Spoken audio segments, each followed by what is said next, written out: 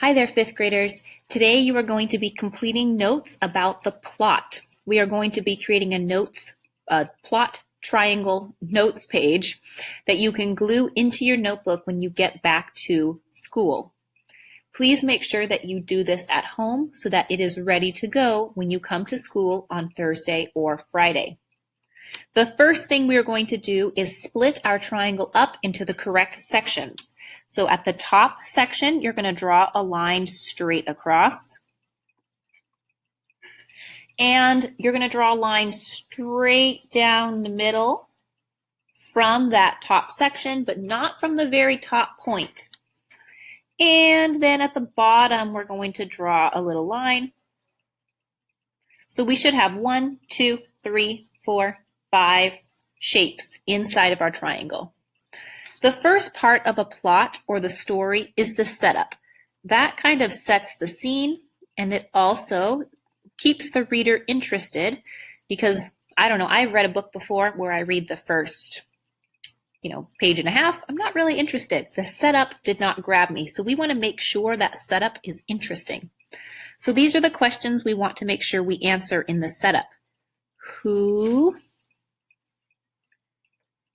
do you meet at the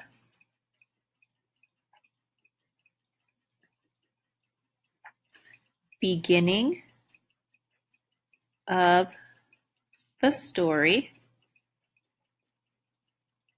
And then another question, not just who, we also want to know the setting. Where are they?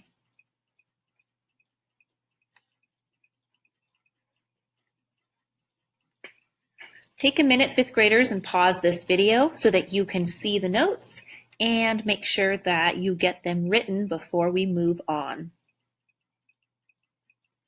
Alrighty, welcome back. We're going to do the second piece. The second part of a plot is the problem. Stories are not interesting unless there is a problem that the character is solving, or fiction stories at least. So the question we want to answer is, what is the character's problem? That is the primary piece, but we don't want to just say, oh, Susie's problem is that she can't find her cat. We don't want to say it explicitly. We want to tell the story. Make it into a story, not just talking and telling the person about it.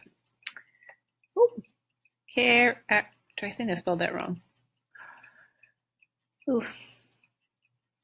I'm going to try that again. Characters. Eek.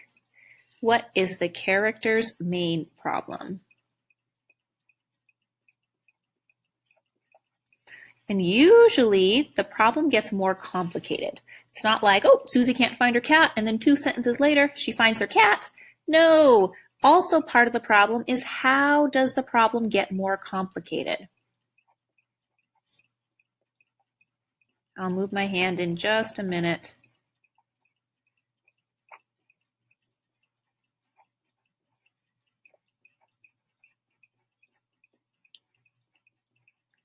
Yikes, cut me close there. Alrighty, and how does the problem get more complicated? Go ahead and pause the video and complete that section. Alrighty, here we go. On to number 3. This is the big part of the story, the climax. This is when the story starts to change. It builds and builds and builds, and this happens, and finally the character can solve the problem and wrap up the story. So the climax is the turning point. The turning point in the story. So what important part happens that helps the character discover a solution? That's going to be that climax. What important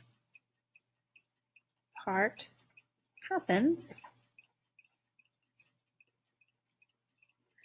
that helps the character discover a solution?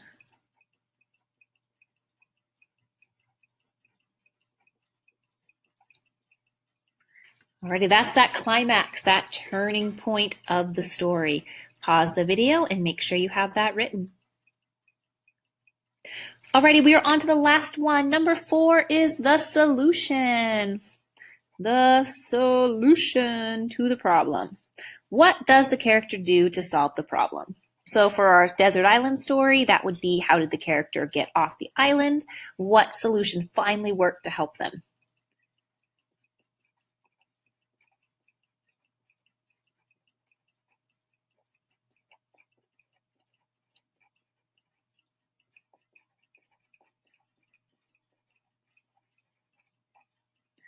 Alrighty, make sure you have that written. Pause the video if you need to. Alrighty, we're on to the last section. This is actually one of my favorite parts of the story, is the end of the story, the conclusion. Sometimes I get sad when the stories end, but a lot of times I'm super interested to see what happens to the character after the problem. So that's our question here. What happens after the character solves the problem? I like the conclusion to the story. I like it when it ties it up. Nice little bow.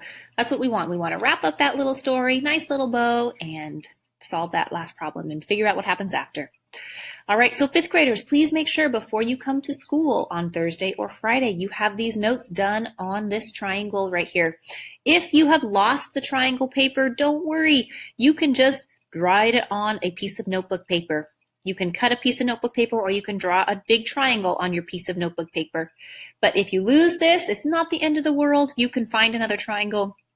You can just write it on a blank sheet of paper. Alrighty, 5th graders, good luck. And please make sure this is done when you come to school on Thursday or Friday.